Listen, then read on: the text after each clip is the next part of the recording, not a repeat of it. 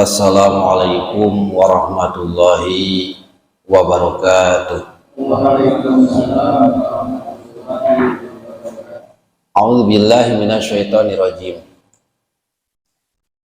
Ya ayyuhalladzina amanu malakum idza qila lakum infiru fi sabilillah faqaltum ilal ard araditum bil hayati dunya minal akhirati fama mata'ul hayati dunya fil akhirati illa qalil. Ayat ini berkaitan dengan dulu waktu orang-orang beriman di zaman Rasulullah diajak berangkat ke Tabuk. Waktu itu orang beriman waktu itu pun terasa berat untuk berangkat.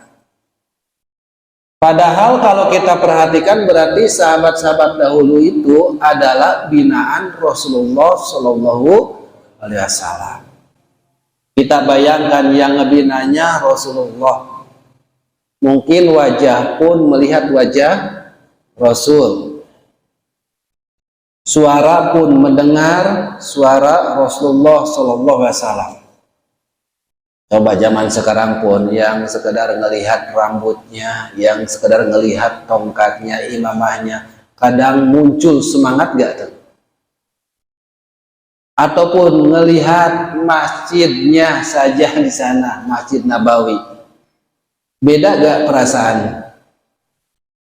Itu bayangkan, seperti itu saja bisa ngangkat semangat orang tuh. Apalagi dahulu bertemu dengan Rasulullah langsung, bercengkrama langsung, melihat wajah Rasul langsung. Tetapi dari ayat ini dijelaskan oleh Allah Subhanahu wa Ta'ala ketika diajak ke Tabuk. Dulu sejarahnya diajak ke Tabuk untuk berperang, yang mana perjalanannya itu kurang lebih 1.400 km. Suruh berangkat, sebagian pakai kuda, sebagian jalan kaki. Cuaca lagi panas banget.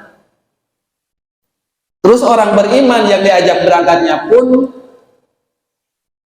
lagi punya tanaman yang lagi panen-panennya. Anggur mau dipanen, gandum, ya, kacang adas, itu mau dipanen. Jadi kalau ditinggalkan kemudian ini waktunya panen, kira-kira gimana ya? Rugi gak? Rugi ya. Jadi di sini ada rintangan tentang kehidupan dunia, cinta dunia. Wahai orang beriman, kenapa sih engkau ketika diajak untuk melakukan kebaikan-kebaikan di jalan Allah terasa berat? Beratnya dengan apa? Berat karena kehidupan dunia. Berat tuh ya. Karena ini gambaran bagi kita, pelajaran bagi kita. Memang ayat ini bicara tentang dulu waktu perang Tabuk, tapi coba ambil pelajaran. Pelajarannya seperti apa? Orang-orang waktu itu yang beriman, yang binaan Rasul pun ternyata dengan kehidupan dunia bisa kalah. Jadi kalau zaman sekarang ada yang lebih cenderung ngejar dunia, kira-kira wajar gak? Kenapa sih ketika diajak terasa berat? Beratnya apa? Araditum bil hayatid dunya minal akhirah, karena lebih cenderung ridho terhadap kehidupan dunia daripada akhirat. Lebih baik diam di rumah karena panas, lebih baik manen anggur dan kurma daripada berangkat ke itu berat kehidupan dunia. Dan di sini Allah bukan nanya, walaupun ada kalimat istifham pertanyaan, araditum bil hayatid dunya, itu bukan sebuah pertanyaan. Tapi mananya apa? Istifhamnya istifham taubih. Taubih itu yaitu teguran. Jadi nggak mungkin kan Allah nanya ya. Kalau namanya istifham pertanyaan berarti dari tidak tahu supaya tahu. Sementara mungkin nggak Allah nggak tahu.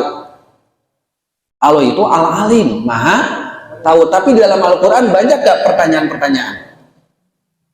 Banyak kan?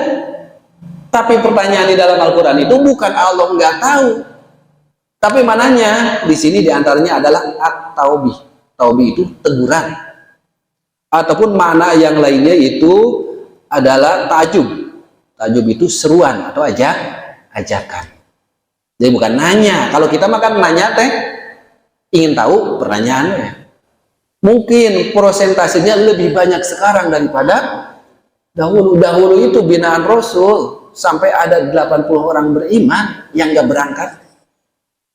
Sementara yang dibina adalah Rasulullah SAW yang melihat wajah Rasul, bicara dengan Rasul langsung. Nah, kondisi zaman sekarang bagaimana? Ngelihat wajah Rasul pun tidak, mendengar suara dari Rasulullah pun tidak. Kira-kira kalau diajak kepada kebaikan bentrok dengan kehidupan dunia, pilih yang mana kira-kira?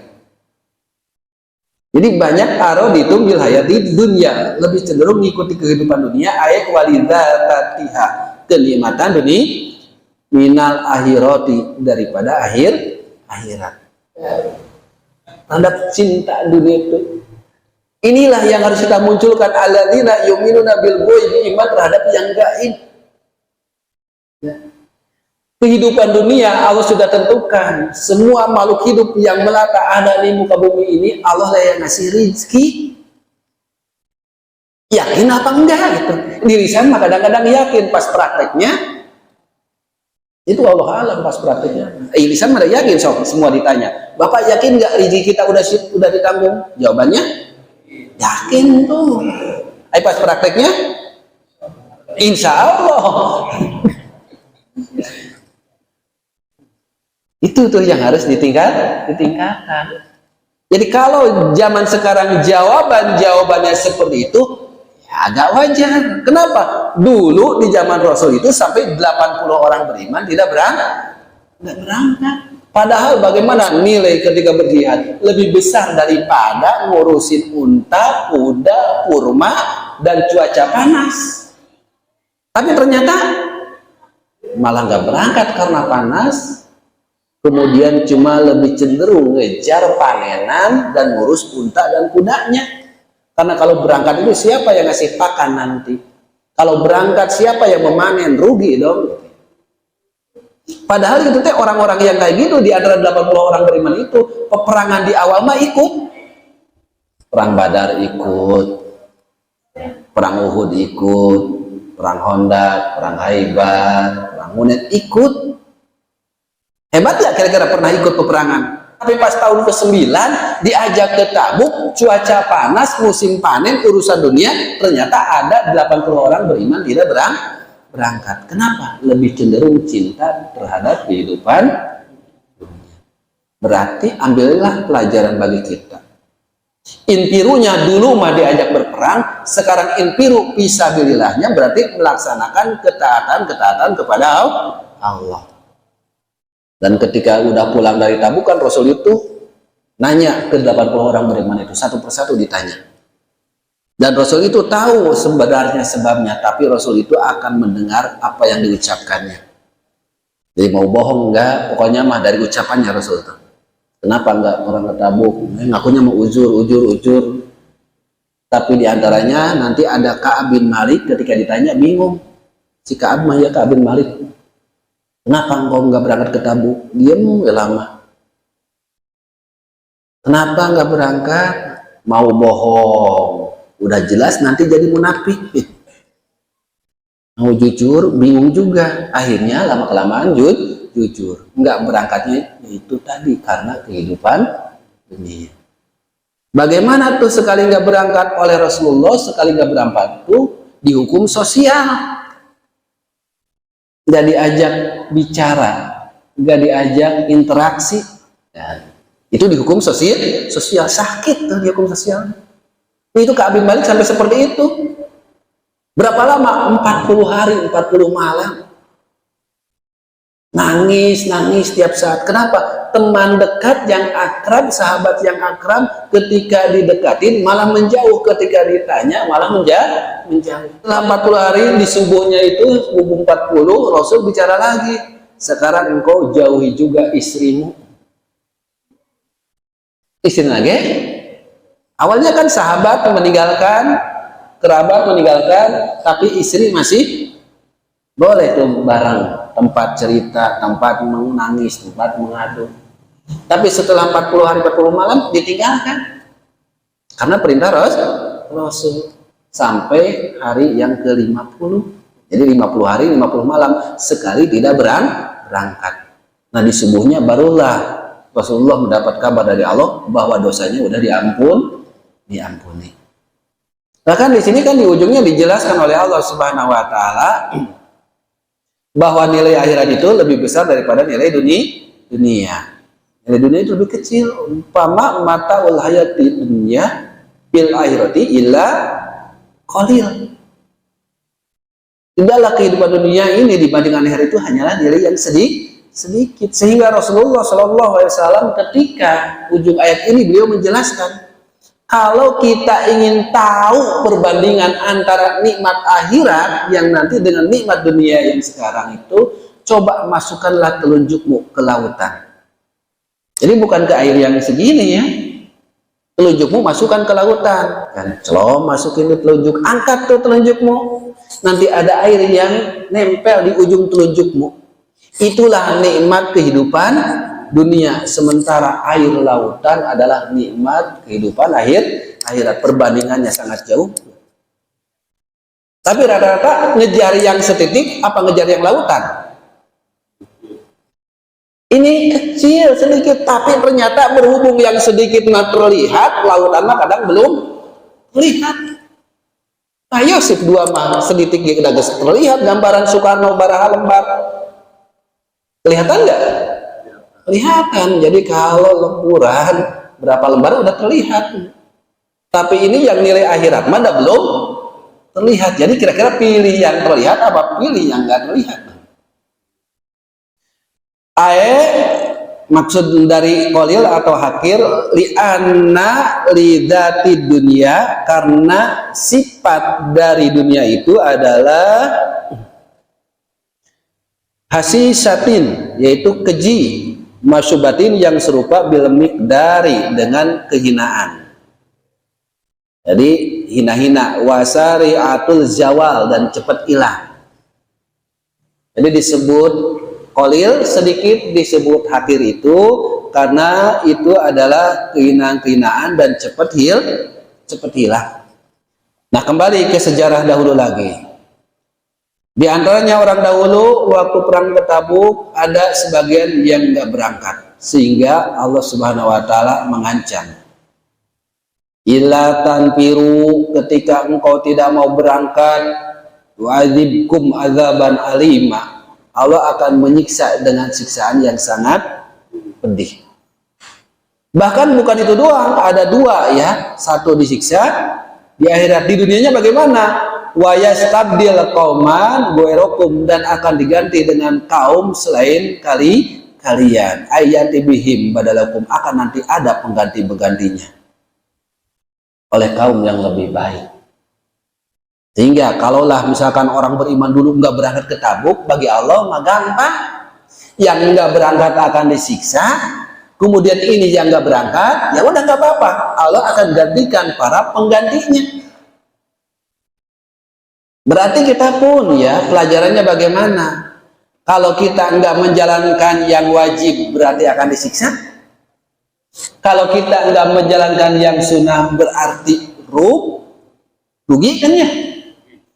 Kalau yang wajib kan mayusabu ala filihi wa yu'aqabu ala tarkihi. Kalau yang wajib kita jalankan dapat pahala, kalau ditinggalkan kita disiksa. Kalau yang sunnah kita jalankan dapat kebaikan, dapat pahala, kalau ditinggalkan rugi. Bukan itu aja, kalau ditinggalkan tuh bukan akan disiksa dan bukan rugi saja, tetapi kita pun akan diganti oleh orang-orang yang lebih baik. Jadi kalau Bapak sekarang semua yang hadir di sini nggak mau talim lagi, semua nggak mau berangkat, kompakan nih ya sekarang. Saya ingetin dulu wajah-wajahnya nih. Nanti kompakan, misalkan minggu depan nggak datang. Bagi Allah bagaimana? Udah, kalau ini hukumnya wajib akan disiksa. Yang kedua akan diganti oleh orang-orang orang lain, entah orang yang dari mana datangnya gitu.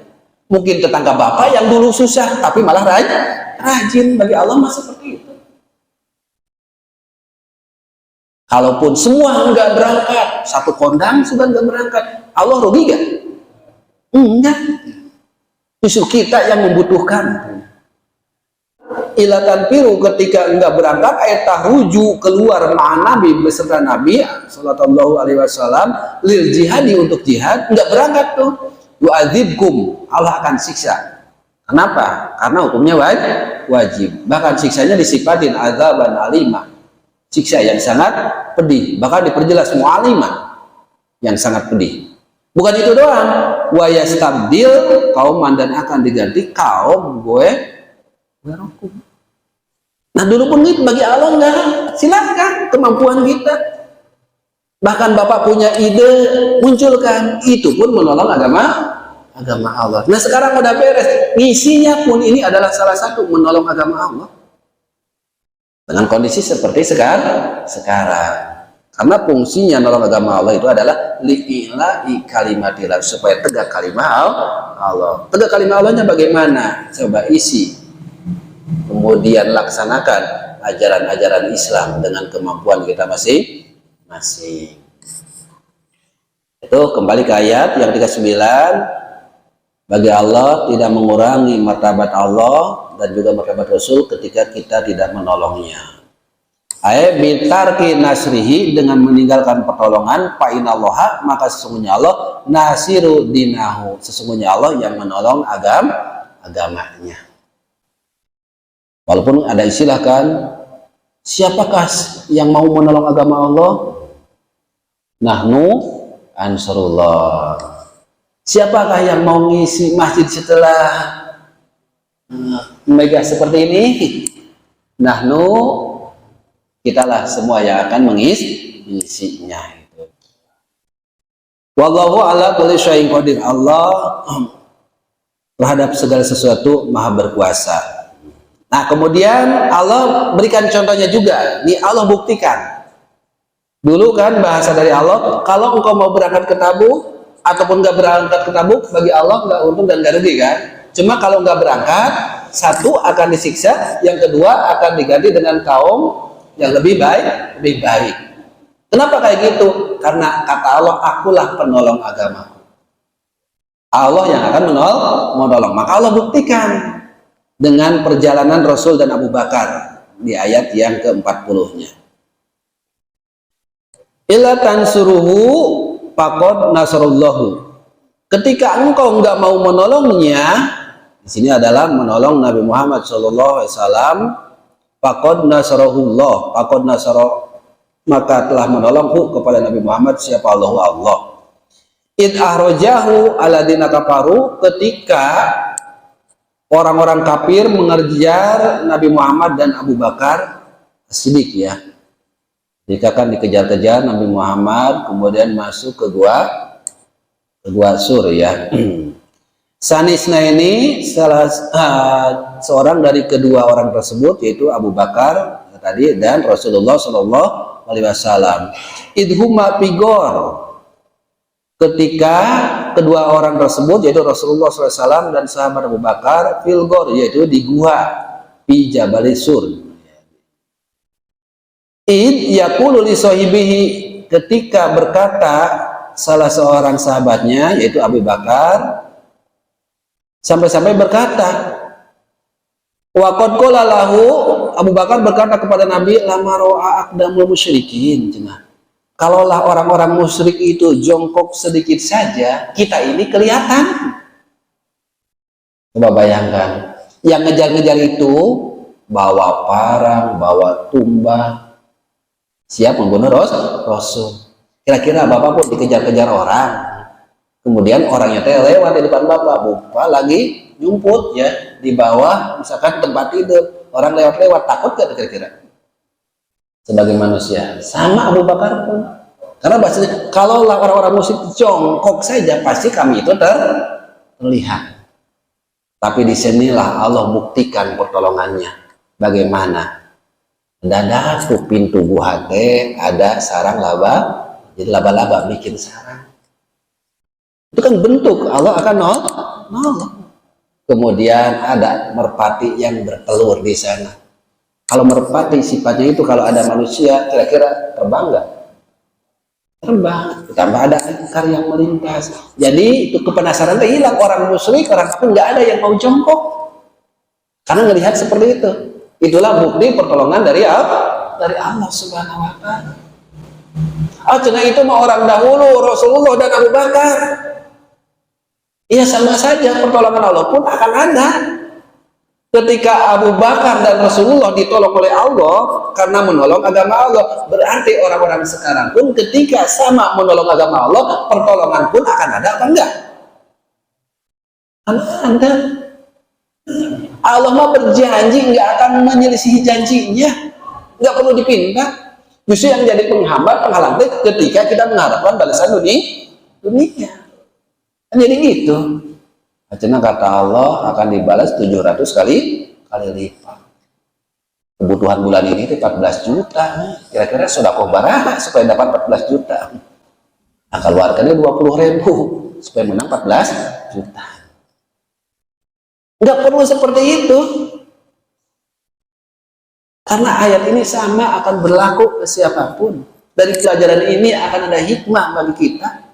Kalau kita nolong agama Allah, Allah akan menolong kita. Intan sallallahu yansurukum, ketika kita nolong agama Allah, maka Allah akan menolong kita. Yakin apa enggak?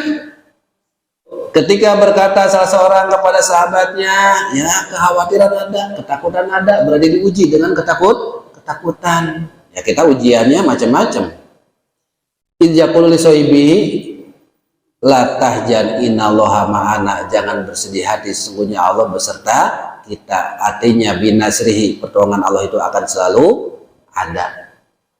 Pangjalallahu sakinatahu, kemudian Allah turunkan ketenangan,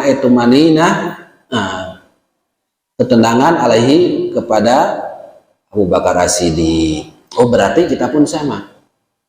Kalaupun itu gambaran waktu dulu, ya ketika di zaman diajak ke Tabuk, kemudian kita pun zaman sekarang, kebutuhan ada, ujian ada. Dulu mah ujiannya dengan ketakutan kan. Kalau sekarang ujiannya mungkin wala nabluwanakum bisyai'in minal khauf. Dulu takut, mungkin kita takut enggak, tapi wanaksi minal amwal, kadang ujian kita mah dikurangi harta.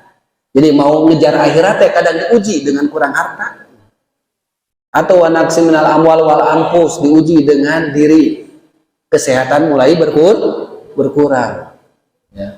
Anfus wasamaro, tanam-tanaman, panen-panenan gagal itu ya. Mau ngejar akhirat diuji dengan itu. Cuma tetap mau ngejar akhirat, apa terhalang dengan kehidupan dunia. Ujian masih ada. Dulu diujinya dengan ketakutan. Mungkin sekarang kita dengan berbagai macam ujiannya. Bisa ketakutan berbentuk kekhawatiran. Mau taat kepada Allah, mau rajin ibadah, tapi bingung masih anak kecil. Jadi kalau enggak kerja keras, enggak ngumpul-ngumpul itu ya, khawatir bagaimana nanti anak kita.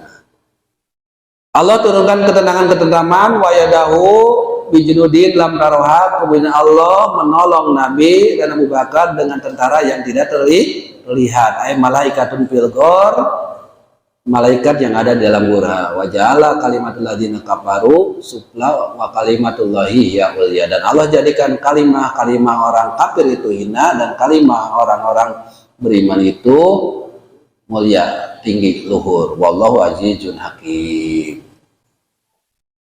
Terus nih kita simpulkan ya di ujungnya, di ayat yang ke-41-nya.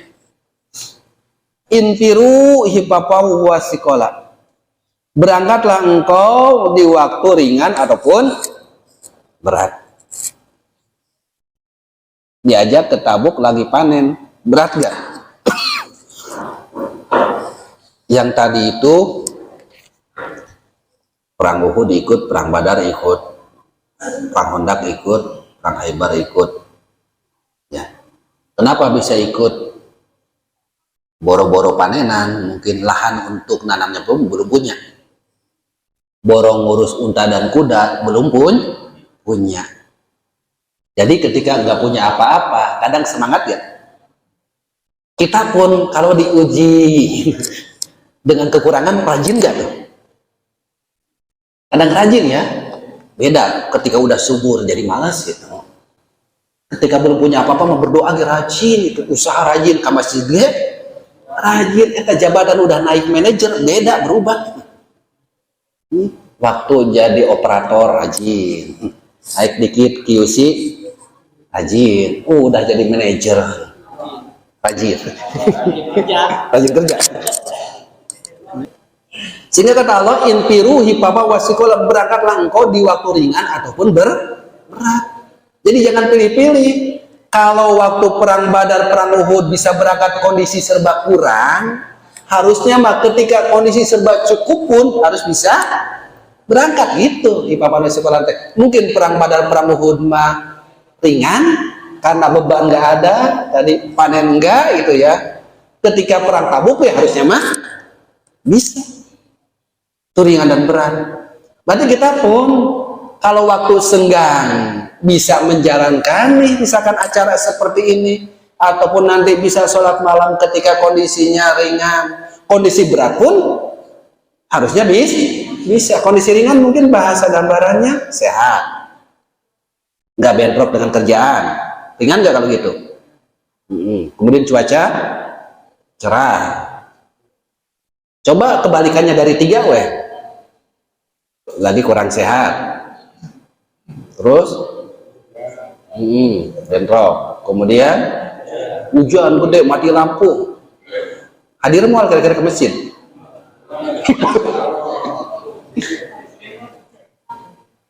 Pak berangkat dalam kondisi apapun, ringan atau berat. Jadi kalau Bapak Ramadan rajin wajar, ya kan? Ramadan rajin mah wajar. Coba Ramadan sebulan penuh saum, tamat gak tuh 30 hari itu, 29? Tamat. Sholat malamnya rajin juga. Baca Quran lebih nikmat gak? Sampai ada yang prinsip orang tuh niat dari sekarang, pokoknya sebulan harus khatam, sehari satu juz. Yang di sini pun ada yang kayak gitu kan ngomongnya. Ngomongnya mah banyak. Itu nikmat, wajar. Kenapa? Orang yang saumnya banyak, kemudian suasana pada isya pun rame ya, waktu sahur rame, jadi wajar. Coba sawalnya yang udah biasa 6 hari tamat. Ramadan mah sebulan penuh bukan 6 hari kan, bisa 29, 30 tamat kan. Ini 6 hari, coba kita pun sendiri tamat ya, tamat sawal mah bulannya 6 hari saja kan gitu ya. Terus coba qiyamul lailnya masih tetap jalan nggak? Baca Qurannya gimana? Sedekahnya gimana? Ramadan mau takjil sering sedekah untuk ngasih orang yang berpuasa, rajin tuh tiap sore sampai di masjid kepenuhan, di pinggir jalan yang lewat pun dikasih. Kita pas awal mah sepi di masjidnya. Di ayat ini beliau sampai berkata, atau al-ma'ruf fil Islam, taat yang dikenal dalam Islam, dia adalah intisalul amri, mampu menjalankan perintah, fil usri wal yusri, susah ataupun mudah, wal mansoti wal makruhi, semangat ataupun malas. Jadi kita bisa menjalankan perintah Allah lagi mudah bisa, susah bisa, lagi semangat bisa, lagi malas pun bisa. Jadi kalau kita bisa menjalankan ketika semangat dan kondisi mudah, tapi sebaliknya tidak, disebut taat apa belum? Nah iya. Jadi Bapak mampu menjalankan kondisi mudah dan kondisi semangat. Pas malas dan susah nggak bisa menjalankan. Itu berarti belum disebut taat. Nah berarti kita udah taat apa belum kalau itu? Setengah. Taat mah udah setengah gitu.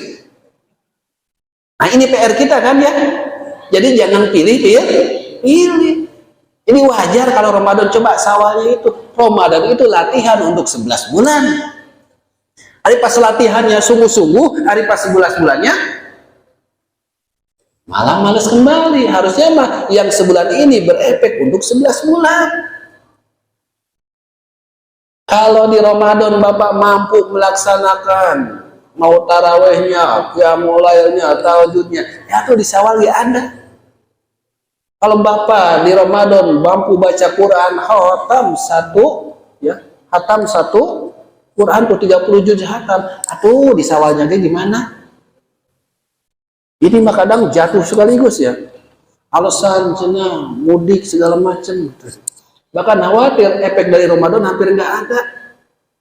Sehingga udah berapa kali Ramadan kita menjalankan dengan usia masing-masing, udah berapa Ramadan kita jalankan.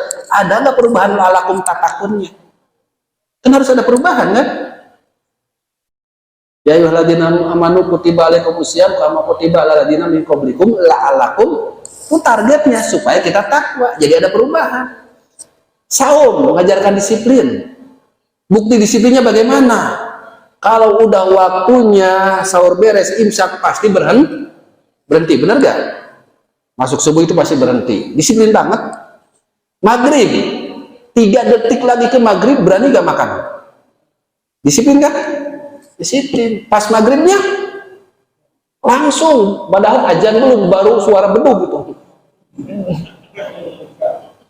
Beduk lagi belum, baru kalengnya ya, tek tek tek tek. Ini udah disikat gitu. Disiplin bukan? Nah, coba kedisiplinan itu dipraktekkan di ibadah yang lain. Hari saum udah kayak gitu, ajan maghrib lagi naik motor pulang kerja kayak berhenti dulu. Hari pas sholat setengah jam 1 jam geser biasa. Acena saum mah harus segera. Emang sholat harus segera nggak? Nah sekarang kan baru nempel di saum, di sholatnya mah belum.